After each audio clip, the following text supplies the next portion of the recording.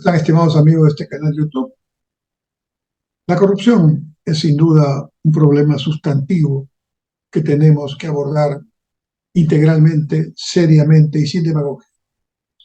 Y dentro de la corrupción, uno de los aspectos que más daño hace a la democracia, a la institucionalidad, a los valores que una sociedad debe tener, es el narcotráfico. No podemos taparnos, ponernos una venda y dejar de tocar este tema. Es claro que en el Perú, lamentablemente, como en otros países de la región, el narcotráfico no solamente genera recursos ilegales a través de la venta de droga e insumos, etcétera, para malograr la vida humana, sino que también para poder utilizar estos recursos ilícitamente generados y darles una, entre comillas, formalización o también llamado blanqueo. El narcotráfico no tiene ningún reparo, ningún escrúpulo en tomar, en entrar a todos los aspectos de la vida de un país, incluido a la política. Y entonces, tenemos que tomar una clara decisión con respecto a este tema. Este no es un tema en el cual haya que mirar hacia arriba o decir, es un tema muy común. Si no tenemos una clara convicción y una fortaleza mental de valores para rechazar en todas sus implicancias el narcotráfico, no hay nada bueno que dé el narcotráfico. El narcotráfico compra conciencias, el narcotráfico malogra juventud, el narcotráfico corroe la política e incluso el ambiente empresarial. ¿Y qué es lo que estamos haciendo en el Perú con respecto a esto? Es lamentable decirlo, pero si algo se está produciendo en el Perú en estos tiempos, claramente es que estamos retrocediendo en la lucha con contra el narcotráfico. El gobierno del presidente Castillo, cuyo origen como financiamiento político en la campaña o como partido Perú Libre, que fue el partido con el cual llegó el señor Castillo, eh, tiene vínculos con el narcotráfico, con el terrorismo, por lo menos de tipo de vinculación eh, política, sentimental, en fin. Pero claramente las indagaciones, las investigaciones que se hacen indican que fuentes del narcotráfico han financiado parte de campaña política, probablemente también a otros partidos políticos y a otras personas que ejercen cargos políticos. Esto es terriblemente un daño sustantivo, no solo a la moral del país, sino a la propia estabilidad democrática. Porque el narcotráfico no le interesa que está una política pública orientándose al servicio de la ciudadanía. Lo que le interesa es tener acceso al poder, poder seguir haciendo sus actividades ilegales, ilícitas, y tener la capacidad de mover su dinero ilícitamente obtenido, introduciéndolo en actividades formales, ilegales. ¿Cuál es la señal que ha dado el gobierno del presidente Castillo frente a este terrible y dramático problema?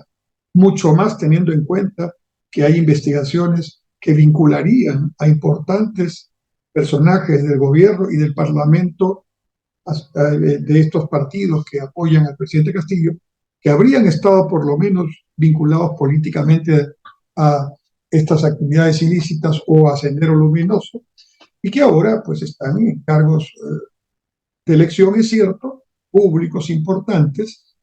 Sin duda eso ya merecería una acción muy transparente, muy concreta, muy contundente de deslindar esas actividades ilícitas, pero no. El gobierno del presidente Castillo no solo ha hecho eso, no solo no ha hecho eso, sino que lamentablemente ha detenido la acción del Estado para el tema de la erradicación de los cultivos de coca. Entonces, en lugar de avanzar en la lucha contra el narcotráfico, hemos retrocedido con el argumento de que los hermanos campesinos tienen que sobrevivir con la coca y que la coca es ancestral. Miles de hectáreas se dedican a abastecer de coca para el narcotráfico. Y eso claramente es una señal negativa, contraria a lo que deberíamos tener de un gobierno y de un Estado. El Perú, en los últimos años, en medio de la crisis política y del desorden, ha aumentado el hectareaje de hoja de coca para narcotráfico. El Braem, como tal, es una de los lugares donde esto se produce. Una alianza entre el narcotráfico y restos de Sendero Luminoso que se encargan de cuidar, ¿no? Entre comillas, y hacerle la seguridad a los narcotraficantes. Y dineros estos que se generan, ganancias ilícitas que se generan, están allí entrando a la actividad productiva, entrando a la actividad política, entrando incluso al deporte. En el paro de transportes que hubo hace unos días, propiciado por los transportistas de carga, ¿no? Parte del problema es que de los 250.000, 350.000, 400.000 camiones de carga que hay en el Perú, una parte no está vinculado a empresas formales y hay muchos indicios de que esas actividades, por ejemplo, en el transporte de carga, informal me refiero, estarían vinculadas a blanqueo de dinero proveniente del narcotráfico. Y así podemos ir indagando en cada sector, en cada actividad. Entonces, en lugar del gobierno de dar señales claras y contundentes de deslindar con este tema, da medidas que permiten que se paralice la acción de erradicación de cultivos y de sustitución de estos por otros cultivos legales, como por ejemplo café, café orgánico, cacao, etcétera. E incluso se señala por las entidades especializadas que en este momento el Perú no solamente está produciendo hoja de coca para la cocaína, sino que también en el norte del Perú hay sembríos de amapola y de otro tipo de drogas, mucho más, entre comillas, sofisticadas y con mayor valor agregado. No es un mérito para Perú estar incrementando su producción de insumos o de productos para el narcotráfico. Y encima, los dineros ilegales indebidamente obtenidos solo sirven para corromper, para comprar conciencias, para desnaturalizar la esencia de la democracia, de una educación y una sociedad en valores, de una mínima institucionalidad que se respete o respete. El combate al narcotráfico no debe admitir un momento de paralización y un acápite de duda. Tiene que ser permanente, decidido, franco, lento.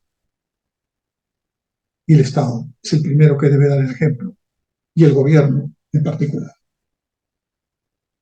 Eso no está produciéndose en este momento, y eso es, de todos los males, uno de los males más negativos, uno de los males más perversos y dañinos. Gracias.